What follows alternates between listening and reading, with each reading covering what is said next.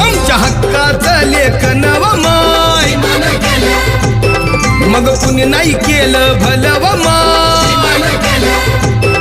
अग दिल्लीचं दालन फुलं व माय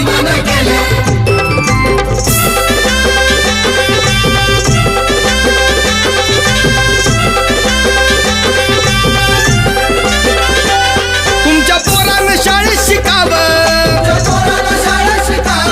आशाला जारीला मुकावं असं सभेमधी भाषण व माय मग कुणी नाही केलं